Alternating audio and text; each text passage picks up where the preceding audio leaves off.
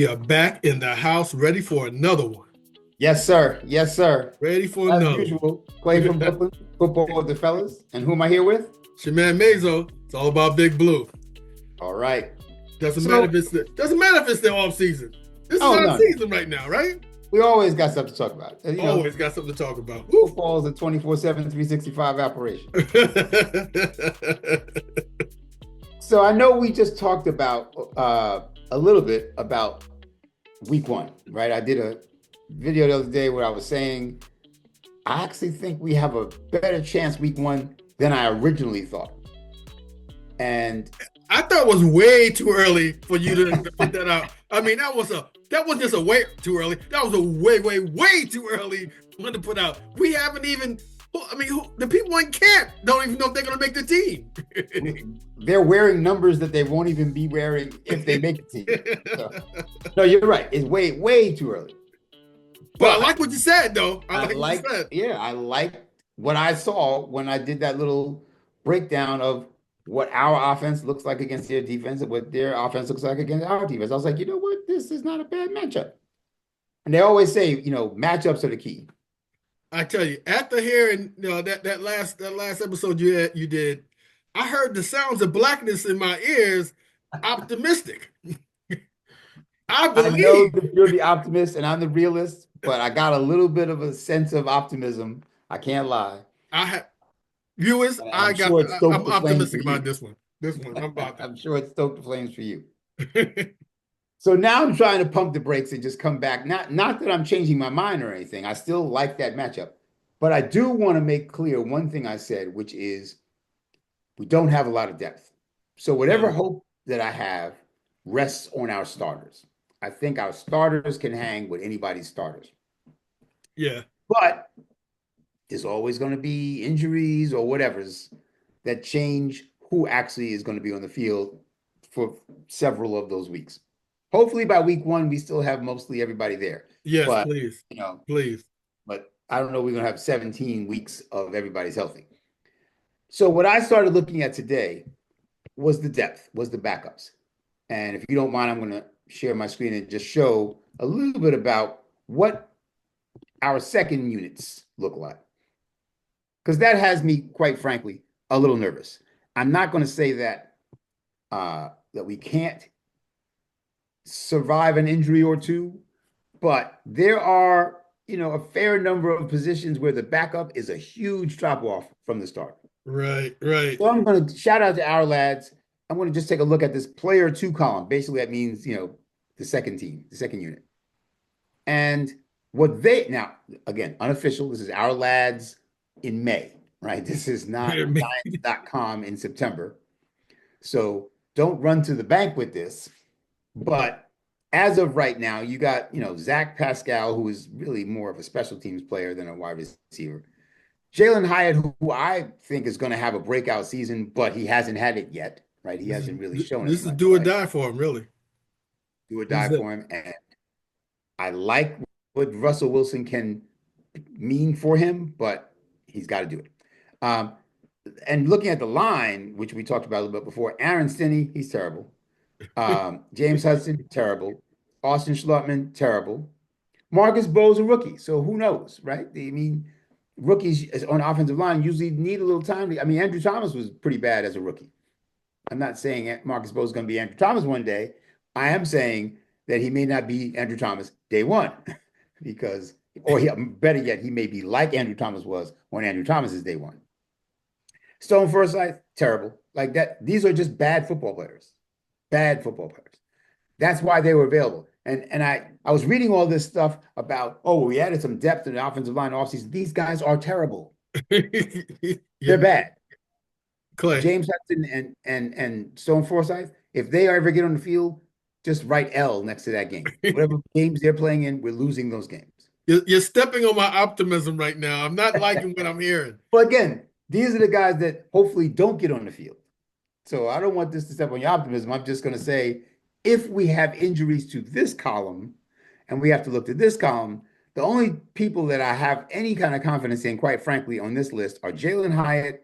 And again, he hasn't actually done it yet, but I believe in him. Marcus Bowe clearly hasn't done it yet. He's a rookie. and Daniel Bellinger, who did it, and then for some reason we stopped giving him the chance to do it. But see, I guess my comfort level would be, and I guess this is the what you would say would be a good team, is that the concern would more be on that third column. If those guys didn't do it, you know. But now we're talking. I mean, like the second, it's like we figure we can go if we lose somebody from the first column. Okay, Right. the second column could come in and step in and do something. And then if I get to the third, I'm thinking, okay, now we're just hoping and praying with these guys, right? But Now we're doing mock drafts. right, right. But now you're really, you're telling me, you're saying to me right now, of the what is 11, 12 guys here? Yeah, basically. And so we They talking have an of extra that, wide only receiver, right? two or three of them, you're kind of confident, or yeah, well, relatively confident they can come in Relatively and do something. confident. Oh boy. That's not a lot. That's not a lot. Oh boy. Now, we do have one of, if not the best backup quarterbacks in the league, right? So that's a obviously very important position. And listen, when we signed Jameis Winston before Russell Wilson got here, we were talking about, okay, well, that's not a bad pickup.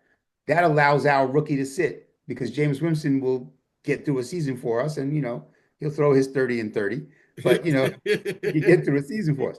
So I think that's a very solid backup. And of course, Jackson Dart, hopefully he doesn't play till at least the bye week. But, I don't know that there's a lot of teams with a better 2 and 3 at quarterback than we have right now. I'm a little concerned that James Winston might get traded, though. I was thinking that too, yeah. Yeah, that's another topic for another day. But I think he may not be here week 1, but we'll see. And Devin Singletary is solid, and so is Cam Scatterbo. I think our running backs, we don't have a great running back, but I think we have good running backs pretty deep down the chart. So not every position is bad, but a lot of these positions make me nervous. And then on defense, Okay. Here we go. I don't think Rodgers is going to start, and I don't think Robertson Harris is going to start, to be honest. I think that's wrong. I do think Jeremiah Ledbetter is going to start. I think Darius Alexander is going to start. But in any case, if Dexter gets hurt, this DJ Davis and Jordan Riley backup, that's just not going to get it done. They have shown that they are not going to get it done. So, and of course, we do have a little depth at edge. We have the three-headed monster at edge, Brian Burns, Abdul Carter, and Kayvon Thibodeau. Yes. And we added Chauncey Golston, who I think is a very solid depth edge player. Very solid. I'm very pleased that we have 4 edge rushers that teams can't sleep on. Right. I like that. And that even allows for an injury. So that's the position other than quarterback where we do have some solid depth. But like if Bobby Okereke goes down, I'm not, Darius Muasau showed flashes, but he's not proven. Deontay Johnson showed flashes in the preseason last year. He's not proven. And I mean, Corey Black, he was a 7th round pick. They got him as the backup already. I have no idea what Corey Black can do. Not a big. Dane Belton seems to the ball finds him, right? He's good for a turnover or 2 per year, but he's also good for 10 or 12 missed tackles. Like he's not somebody that I want to see getting 800 snaps this year. Trey Hawkins is a mystery. Like 2 years ago, his rookie year, they were talking about him like, oh wow, he won the job in camp. He's going to start over Adoree Jackson. He's going to be the outside CB2. And then that kind of fell apart after a few games. So he and Cordell Flott, who knows? I think they are solid depth pieces, but I'm not sure I want to see either of them. Like if God forbid Adebo or Banks goes down, I'm not sure I want to see 900 snaps of Trey Hawkins either. No. And of course, we have the special teams. We'll be punting a fair amount, so I do hope he plays all year. And I would love to see this man get cut or traded. Better yet, traded, not cut, but traded. I don't know anything about him. Graham Gano? Yes, if Graham Gano got to go, I'm fine with that. Somebody gives us a 7th or a 6th for him, please take him. So hold up, this is a question I had. I was asking during our discussion, and this is something I can't get in my head. Because this happened to the Giants at the beginning of the year last year when Gano went down, right? And mm-hmm. we don't suit up a second field goal kicker? I mean, you don't have an extra kicker or This is our extra kicker. He's on the practice squad, but what we didn't do is we didn't activate him, right? So we didn't bring him up in the game where we thought Gano might possibly not be able to play the whole game. We should have dressed Jude McAtamney, however you say his name, Jude.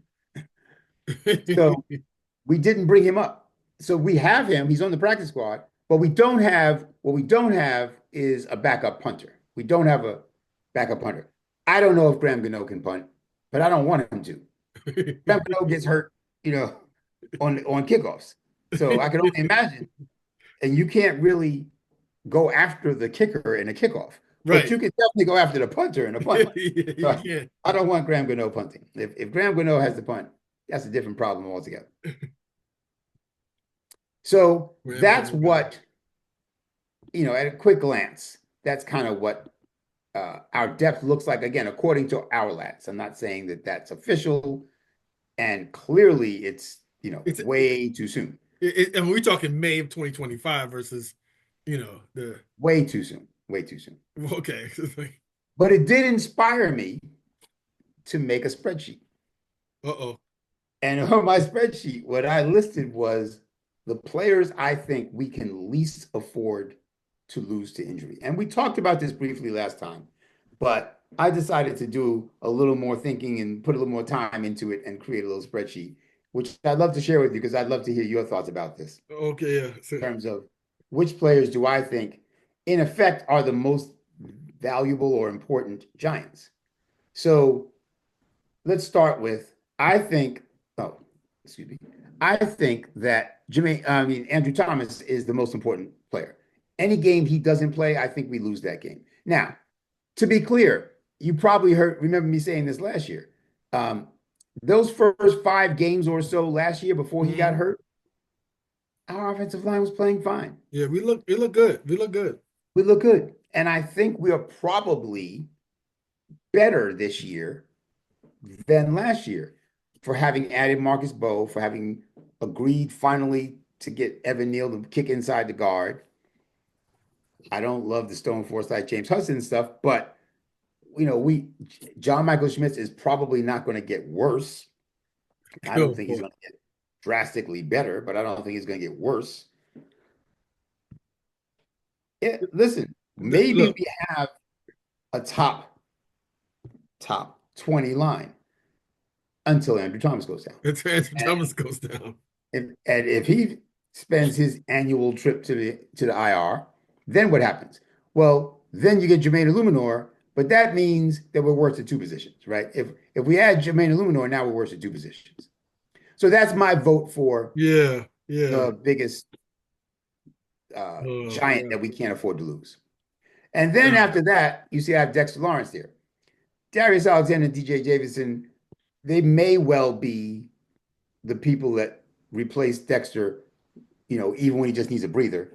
And certainly if he gets injured, it'll probably be them because I think Jordan Riley doesn't make the 53 again. But as I said, that's a huge drop-off. The rookie Darius Alexander, he needs to be Robin, not Batman, was my comment. Right. And there's nobody in the middle. If Dexter goes down, there's nothing in the middle at that point. There's nothing there. And we couldn't stop the run last year with him. So that's not going well. That's not going well. No. All right. And if we do lose Malik Neighbors. Oh, it's really over. I mean, yes. Well, it depends on, let me tell you something. Wait a minute. If you lose Malik, right? I'm banking on Juice making the team. Juice, I can't think of his last name. Right. No, Juice Wells, I think Juice Wells. I think he's got a solid shot at making the team. I agree. But yeah, losing Malik would be a lot especially if Hyatt doesn't do anything. If he doesn't step up. Right. And I think that the likelihood is that Hyatt will do more if Malik is there, right? So then teams are focusing on Malik and maybe Slayton if they have 3 wide receivers. And then, if you have to have Jalen Hyatt covered by your CB3, that's how Hyatt can maybe start to make a name for himself. But if your CB1 is on Hyatt because Malik Neighbors is injured, I don't know that he's going to make a lot of noise. What about? Did you have? Let me look at your list. Do you have So that those who's are the backing top them up? three. You got Jalen Hyler backing them up. I have that if Malik Neighbors gets hurt, that means a lot more snaps for Jalen Hyatt, Is right? there? Darius is theoretically the other starting wide receiver already, And we but mentioned it before. What about I guess they still have to pass the physical. Gabe Davis, I believe who so they. yeah, if Gabe Davis, if he makes the team and passes the physical and we sign him, sure, maybe he gets his share of reps also. But again, there's a reason Jacksonville let him go, right? Right, I'm right. not counting on Gabe Davis.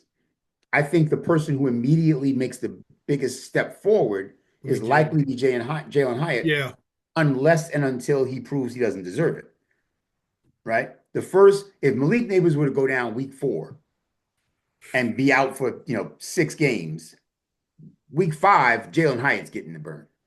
Now, if week 5 and week 6 and week 7, Jalen Hyatt is not producing, then maybe we turn to another option, right, whatever that option may be. right. We go with 2 tight ends more. I don't know what we do, but I think Jalen Hyatt will be, especially like you said, this is his last chance. So he's the kind of guy like Evan Neal who has to do it now, or they'll perhaps be unemployed next year. Yeah, yeah.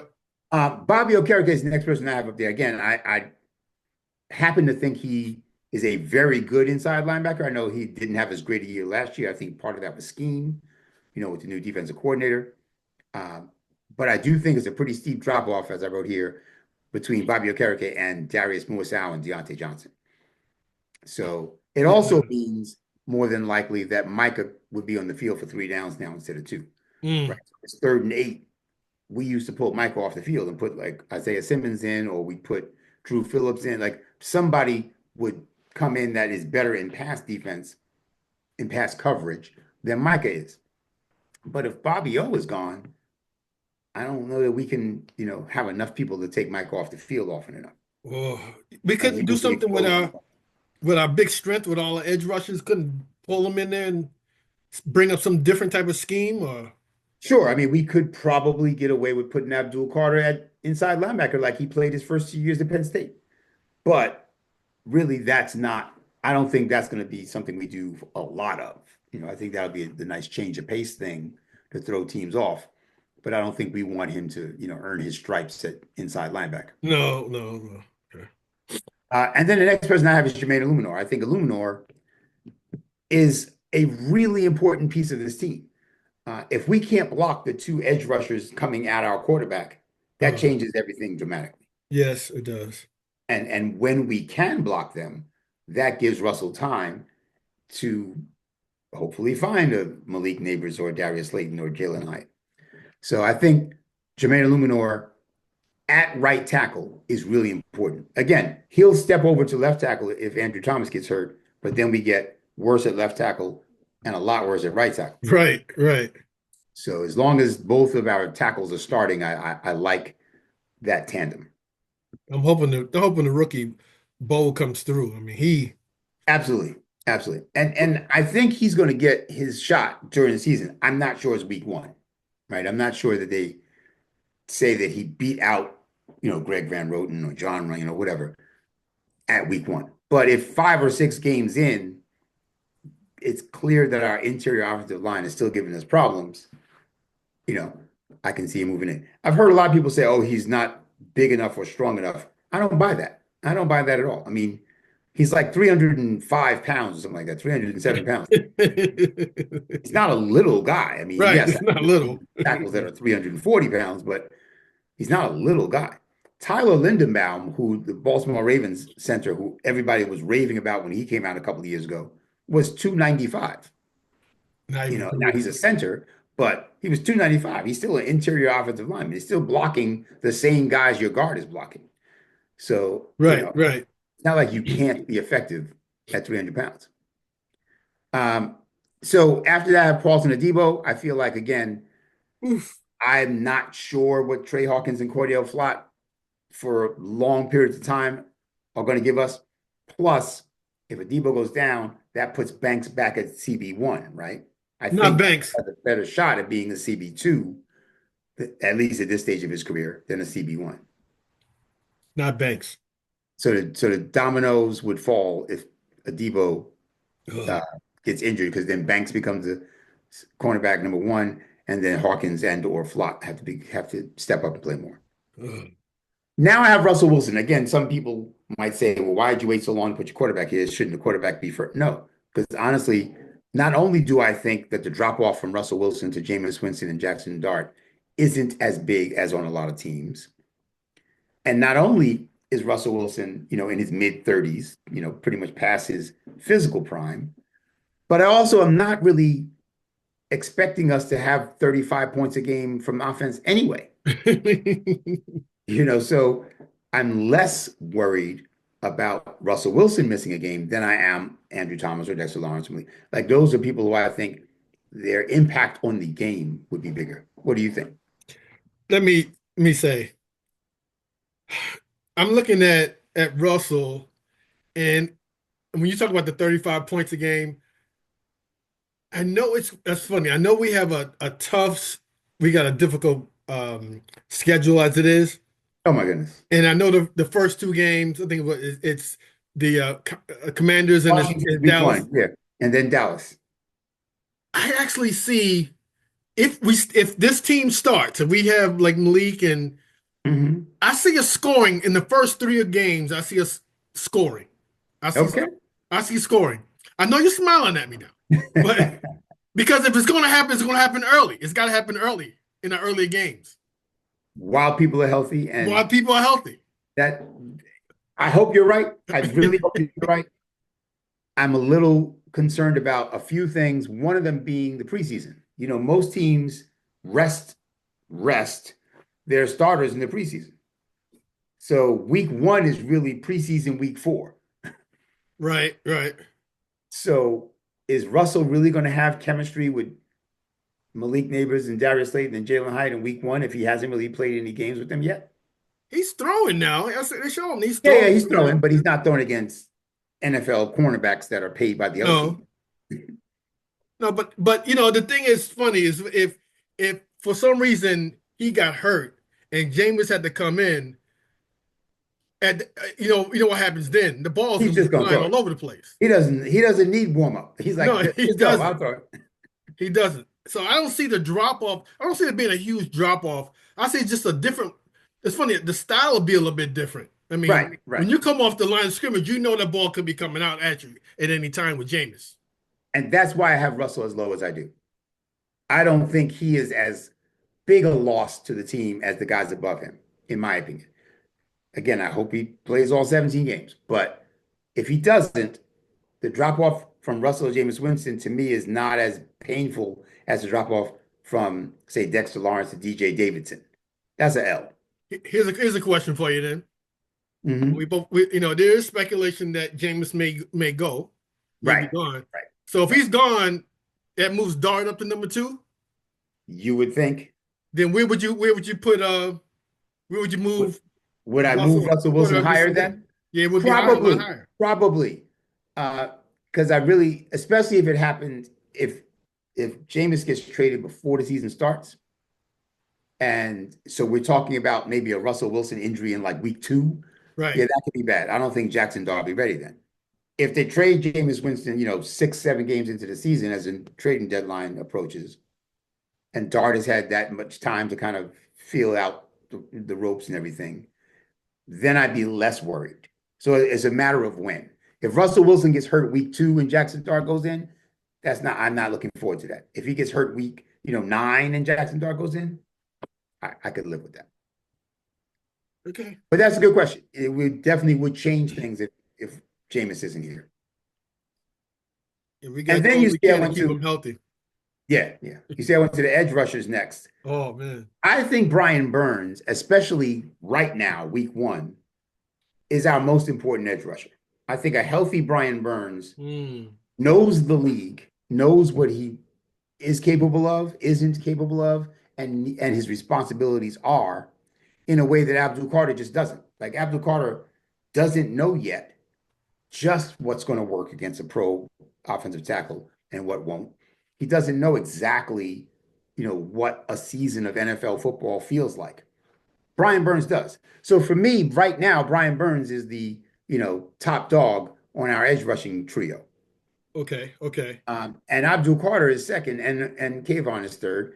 And I think that having that three-headed monster again in rotation and maybe sometimes all three in one field is great. But if you took one of them away and just left the other two, that I think is a bigger drop than we realize. Even though we still have Chauncey Golston, and I like Chauncey Golston, I just think that losing Brian Burns would mean more than we realize.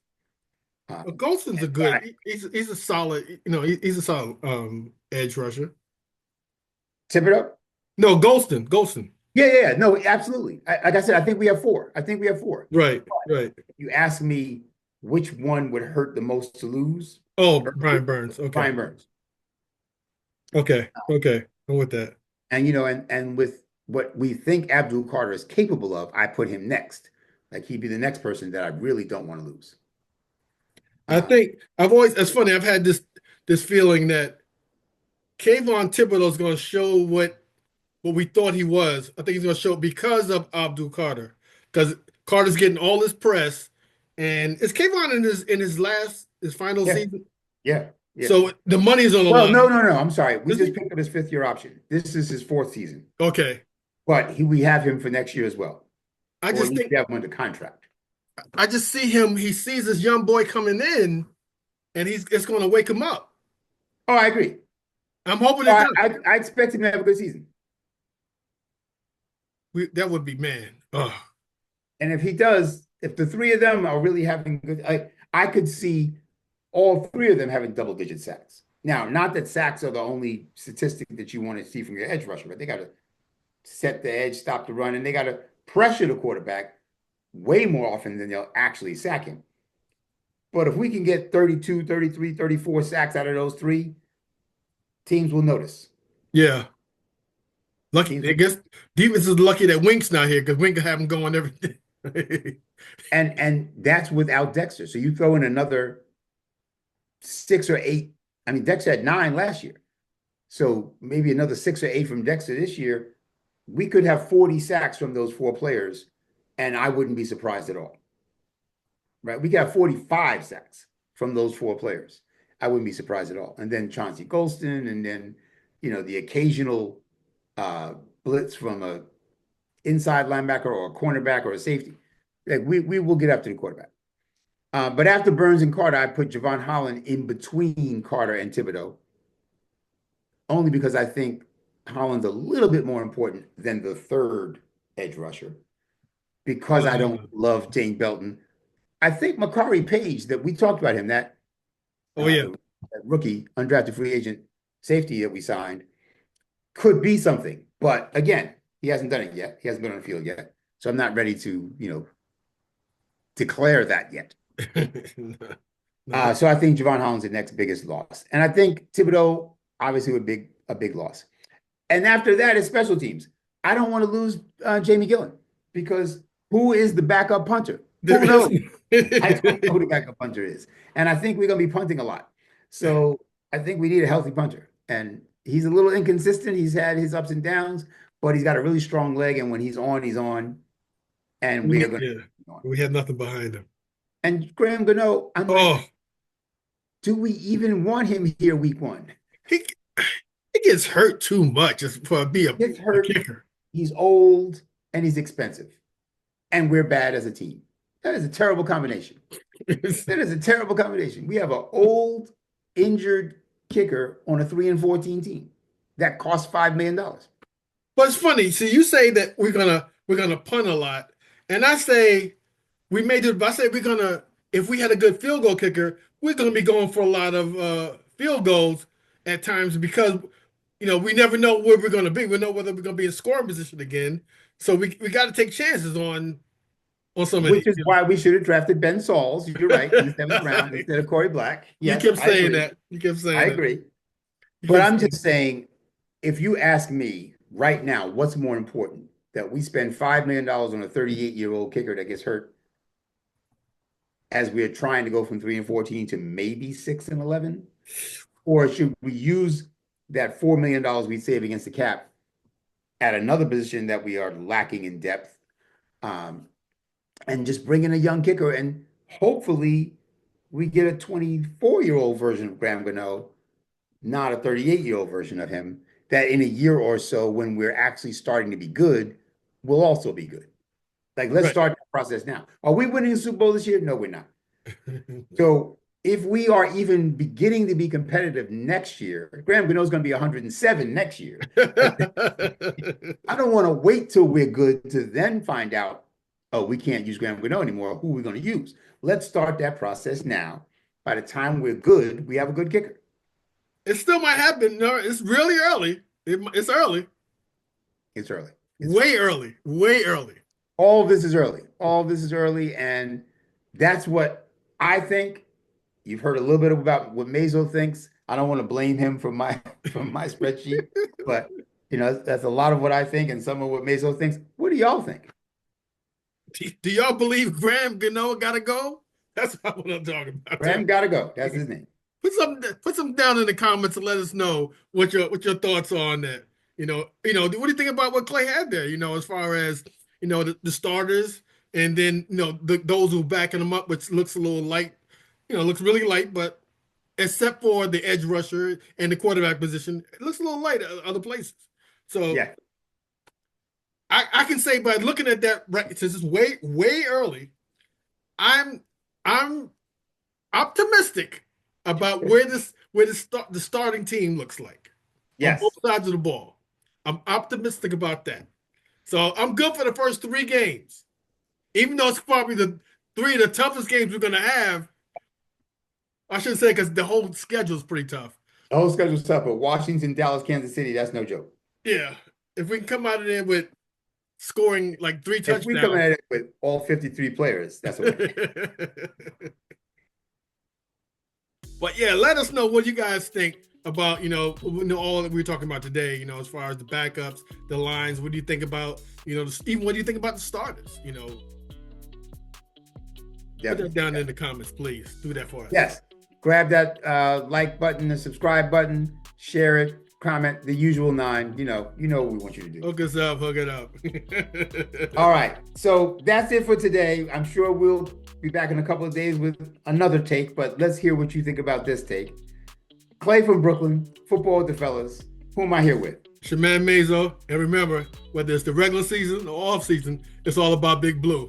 Yes, Until next time, y'all. Peace.